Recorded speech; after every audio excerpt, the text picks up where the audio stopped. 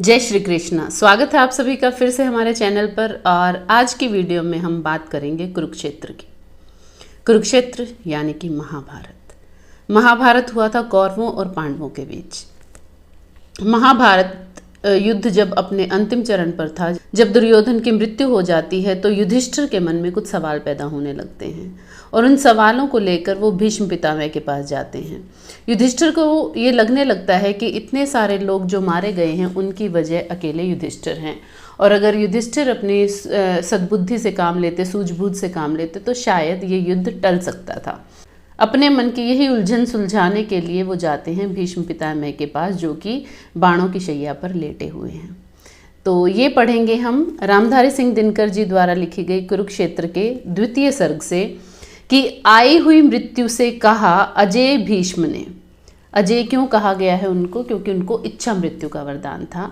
कि आई हुई मृत्यु से कहा अजय भीष्म ने कि योग नहीं जाने का अभी है, इसे जानकर रुकी रहो पास कहीं।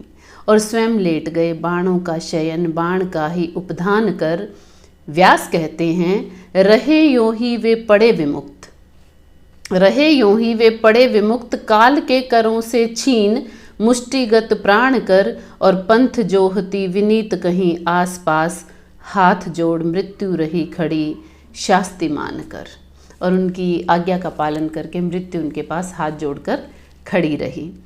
तो उसके बाद क्या होता है कि वीर गति पाकर सुयोधन चला गया है। युधिष्ठिर जो है भीष्म पितामह के चरणों के पास बैठकर कहते हैं कि वीर गति पाकर सुयोधन चला गया है। छोड़ मेरे सामने अशेष ध्वंस का प्रसार, छोड़ मेरे हाथ में शरीर निज प्राणहीन, व्योम में बजाता जय दुदुम्भी सा बार बार। कि वो मरकर भी जीत गया है, मुझे ऐसा लग रहा है। और यह मृतक शरीर जो बचा है शेष, वो कहते हैं कि दुर्योधन मरकर भी जीत की दुदुम्बी बजाता हुआ गया है, लेकिन मेरा शरीर जो बचा हुआ है वो मुझे मृत के समान प्रतीत हो रहा है। कि और यह मृतक शरीर जो बचा है शेष, चुप चुप मानो पूछता है मुझसे पुकार, विजय का एक उपहार में बचा हूँ, विजय का एक उपहार में बचा हूँ, बोलो जीत किसकी और किसकी हुई हार। युधिष्ठिर यहाँ पर अपने मन में शंका लेकर भीष्म पितामह के पास आए हैं कि जो मेरा निर्जीव सा शरीर बचा हुआ है ये बार बार चीख चीख कर मुझसे पूछ रहा है कि बताओ कौन जीता और कौन हारा। हाय पितामह, हाय पितामह, हार किसकी हुई है यह, ध्वंस अवशेष पर सिर धुनता है कौन, कौन भस्म राशि में विफल सुख ढूंढता है, लपटों से मुकुट का पट बुनता है कौन, और बैठ मानव की रक्त सरिता के तीर, बैठ मानव की रक्त सरिता के तीर, नीति के व्यंग्य भरे अर्थ गुनता है कौन, कौन देखता है शवदाह बंधु बांधवों का, उत्तरा का करुण विलाप सुनता है कौन। यहाँ पर बड़े ही व्यथित मन के साथ जो युधिष्ठिर हैं वो भीष्म पितामह को कह रहे हैं। फिर अपने ही ऊपर इल्ज़ाम लेकर कहते हैं कि जानता कहीं जो परिणाम महाभारत का, अगर मुझे पता होता कि इस युद्ध का ये परिणाम होगा, कि जानता कहीं जो परिणाम महाभारत का, तन बल छोड़ मैं मनोबल से लड़ता, तप से सहिष्णुता से त्याग से सुयोधन को, जीत नई नींव इतिहास की मैं धरता, और कहीं वज्र गलता न मेरी आह से तो, मेरे तप से नहीं सुयोधन सुधरता, तो भी हाय यह रक्तपात नहीं करता मैं, भाइयों के संग कहीं भीख मांग मरता। युधिष्ठिर कह रहे हैं कि मेरी गलती है, मुझे बड़ी ही सूझबूझ से काम लेना चाहिए था, मुझे दुर्योधन को जो है बड़े ही प्यार से समझाना चाहिए था, और अगर मेरे उस प्यार से और उस करुणा से भी दुर्योधन का मन नहीं पिघलता तो भी मुझे रक्तपात नहीं करना चाहिए था। मुझे अगर पता होता कि इस युद्ध का ये परिणाम होगा तो मैं अपने बाकी के चारों भाइयों को लेकर जंगल में कहीं भीख मांग कर रह लेता, मैं उससे 5 गांव भी नहीं मांगता। किंतु हाय जिस दिन बोया गया युद्ध बीज, साथ दिया मेरा नहीं मेरे दिव्य ज्ञान ने, उलट दी मति मेरी भीम की गदा ने, और पार्थ के शरासन ने अपनी कृपाण ने। और जब अर्जुन को मोह हुआ रण बीच, जब अर्जुन को मोह हुआ रण बीच, बुझती शिखा में दिया घृत भगवान ने, सबकी सुबुद्धि पिता में हाय मारी गई, सबकी सुबुद्धि पिता में हाय मारी गई, सबको विनष्ट किया एक अभिमान ने। कि जब इस युद्ध का बीज बोया गया, जब इस युद्ध की बातें हो रही थी, तो मुझे बड़ा ही गुरूर था अर्जुन के धनुष पर, अपनी तलवार पर, भीम की गदा पर। और जब अर्जुन को भी युद्ध के बीच में ज़रा सी शंका हुई कि हम ये गलत तो नहीं कर रहे हैं, तो भगवान श्री कृष्ण ने उसकी बुद्धि पलट दी। तो ये युद्ध जो है मुझे ठीक नहीं लग रहा है कि क्या ये युद्ध करके हमने ठीक किया है या गलत किया है, क्योंकि जिस वक्त ये सब मैं सोच रहा था, युद्ध जब शुरू होने वाला था, तब मेरी सुबुद्धि कहाँ चली गई थी, मेरी बुद्धि ने मेरा साथ क्यों नहीं दिया। कृष्ण कहते हैं युद्ध अनग है, कृष्ण कहते हैं युद्ध अनग है, किंतु मेरे प्राण चलते हैं पल पल परिताप से, लगता मुझे है क्यों मनुष्य बच पाता नहीं, दह्यमान इस पुराचीन अभिशाप से। कि कृष्ण कहते हैं कि युद्ध तो होना ज़रूरी था, तय था, लेकिन मुझे लगता है कि हम मनुष्य जाति जो है वो युद्ध को टाल क्यों नहीं पाते हैं। और महाभारत की बात क्या, महाभारत की बात क्या, गिराए गए जहाँ छल्ल छदम से वरेण्य वीर आप से, अभिमन्यु वध ओ सुयोधन का वध हाय, हम में बचा है यहाँ कौन किस पाप से।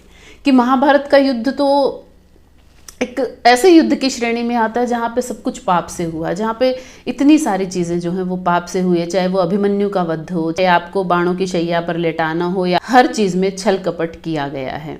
तो एक और सत्यमयी गीता भगवान की है। यहाँ पर युधिष्ठिर जो है वो प्रश्न करते हैं कि एक और सत्यमयी गीता भगवान की है, एक और जीवन की वृत्ति प्रबुद्ध है, जानता हूँ लड़ना पड़ा था हो विवश, जानता हूँ लड़ना पड़ा था हो विवश, किंतु लोहू सनी जीत मुझे दिखती अशुद्ध है, ध्वंस जन्य सुखया कि साश्रु दुख शांति जन्य, ज्ञात नहीं कौन बात नीति के विरुद्ध है, जानता नहीं मैं कुरुक्षेत्र में खिला है पुण्य, या महान पाप यहाँ फूटा बन युद्ध है।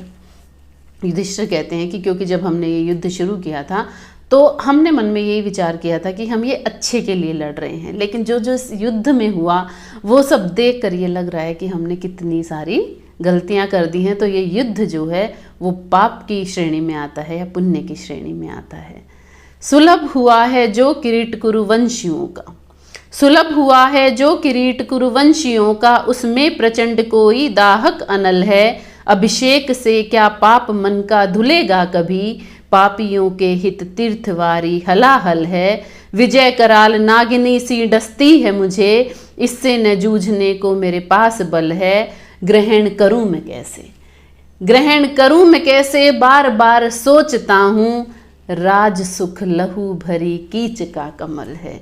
कि ये जो राज सुख मैं अभी भोगने वाला हूँ, जो ये राजा की राज्याभिषेक मेरा होने वाला है, जो मुकुट में मुझे मिलने वाला है, ये मुझे कीचड़ में उगे कमल जैसा लग रहा है कि मैंने इतने सारे पाप किए सिर्फ एक मुकुट के लिए। बालहीना माता की पुकार कभी आती, जिसके बच्चे मर गए हैं युद्ध में, बालहीना माता की पुकार कभी आती, और आता कभी आर्तनाद पितृहीन बाल का, आंख पड़ती है जहां हाय वहीं देखता हूँ, सिंदूर पूछा हुआ सुहागिनी के भाल का, बाहर से भाग कक्ष में जो छिपता हूँ कभी, तो भी सुनता हूँ अट्ठास क्रूर काल का, और सोते जागते में चौंक उठता हूँ, मानो शोणित पुकारता हो अर्जुन के लाल का। यहाँ पर युधिष्ठिर बहुत ज़्यादा परेशान है और वो कह रहे हैं कि मुझे हर जगह जहाँ भी जाता हूँ वहाँ जिनके बच्चे मर गए हैं उन माताओं की आवाज़ें आ रही, जिनके पिता मर गए हैं उनके बच्चों के बिलखने की आवाज़ें आ रही हैं, मुझे हर जगह मांगों के सिंदूर पोंछे हुए दिखाई दे रहे हैं, और जो अगर मैं सब चीज़ों से मुंह छिपाकर कक्ष में भी छिप जाता हूँ तो मुझे वहाँ पर हंसी अट्टाहस जो है वो सुनाई देता है, और सोते सोते मैं एकदम से चौंक कर उठ जाता हूँ जब मुझे अभिमन्यु की चीखें सुनाई पड़ती हैं।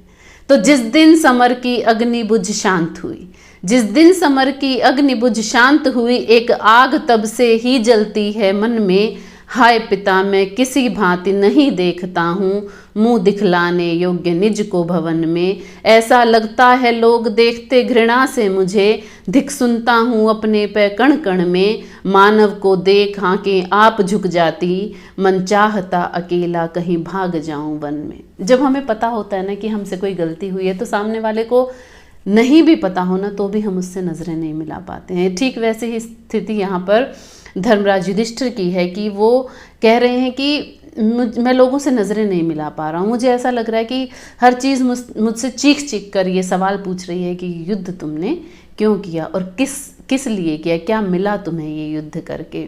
करूं आत्मघात तो कलंक और घोर होगा, कि अगर मैं मर जाऊं, आत्महत्या कर लूं तो और ज़्यादा बड़ा कलंक लेकर इस दुनिया से जाऊंगा। नगर को छोड़ अतएव वन जाऊंगा, पशु खगबीन देख पाए जहां, छिप किसी कंदरा में बैठ अश्रु खुल के बहाऊंगा। जानता हूँ पाप न धुलेगा वनवास से भी, छिपा तो रहूंगा दुख कुछ तो भुलाऊंगा। विंग से बिंधेगा वहाँ जर्जर हृदय तो नहीं, वन में कहीं तो धर्मराज न कहलाऊंगा। युधिष्ठिर को हमेशा धर्मराज युधिष्ठिर कहा जाता था, क्योंकि वो हमेशा धर्म का पक्ष लेते थे। इसलिए वो कह रहे हैं कि ये जो धर्मराज की उपाधि है ना, ये मुझे बहुत ही अंदर से कचोट रही है, व्यंग्य साबित हो रही है। तो मैं चाहता हूँ कि मैं इंसानों को छोड़कर कहीं वन में चला जाऊँ और वहाँ जाकर किसी गुफा में छुप जाऊँ, जहाँ मुझे पक्षी पशु कुछ भी ना देख पाएँ, ताकि मुझे वहाँ पर कोई धर्मराज कहने वाला ना हो, इतना बड़ा अधर्म करने के बाद भी। और तब चुप हो रहे कुंते, संयमित करके किसी विध शोक दुष्परि में, उस जलद सा एक पारावार हो भरा जिसमें लबालब, किंतु जो लाचार बरस तो सकता नहीं, रहता मगर बेचैन है। इस तरह से हो गए थे युधिष्ठिर के अंदर कुछ मचल रहा है, कुछ ज्वालामुखी सा फटने को है, लेकिन बाहर कुछ नहीं निकाल पा रहे हैं, बड़े ही परेशान हैं। तो फिर भीष्म क्या कहते हैं कि भीष्म ने देखा गगन की ओर, भीष्म ने देखा गगन की ओर, मापते मानो युधिष्ठिर के हृदय का छोर, और बोले हाय नर के भाग, और बोले हाय नर के भाग, क्या कभी तू भी तिमिर के पार, उस महत आदर्श के जग में सकेगा जाग। एक नर के प्राण में जो हो उठा साकार है, आज दुख से खेद से निर्वेद के आघात से।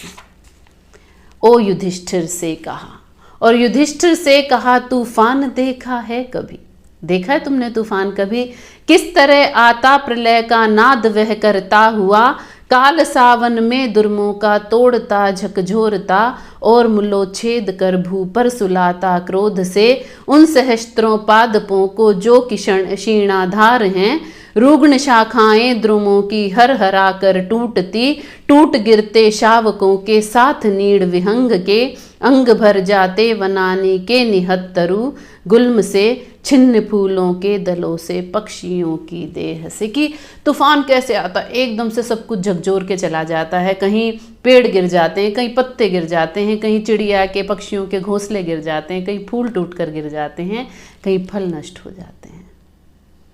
पर ये एक लाइफ लेसन है कि पर शिराएं जिस मही रूह की अतल में हैं गड़ी, पर शिराएं जिस मही रूह की अतल में हैं गड़ी, वह नहीं भयभीत होता क्रूर झंझावात से, शीस पर बहता हुआ तूफान जाता है चला, शीस पर बहता हुआ तूफान जाता है चला, नोचता कुछ पत्र या कुछ डालियों को तोड़ता। कि जिस पेड़ की जड़ें ज़मीन में गड़ी हुई है ना, उसका तूफान कुछ नहीं बिगाड़ पाता।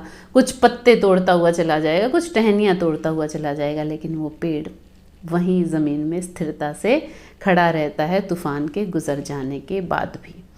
किंतु इसके बाद जो कुछ शेष रह जाता, किंतु उसके बाद जो कुछ शेष रह जाता, उसे वन विभव के शैवनान के करुण वैधव्य को, देखता जीवित मही रूह शोक से निर्वेद से, कलांत पत्रों को झुकाए स्तब्ध मौन आकाश में, सोचता है भेजती हमको प्रकृति तूफान क्यों। वो पेड़ भी देखता है तूफान खत्म होने के बाद कि क्या क्या नुकसान हुआ है, और पूछता है कि प्रकृति तूफान क्यों भेजती है, जैसे अभी तुम पूछ रहे हो कि मनुष्य को युद्ध क्यों करना पड़ता है। इसके आगे का हम पढ़ेंगे अगली वीडियो में कि कैसे भीष्म पितामह जो हैं वो धर्मराज युधिष्ठिर को समझाते हैं और उनके मन की व्यथा को कुछ कम करने की कोशिश करते हैं। तब तक के लिए आप हमारे साथ बने रहिए। Thank you so much, keep watching.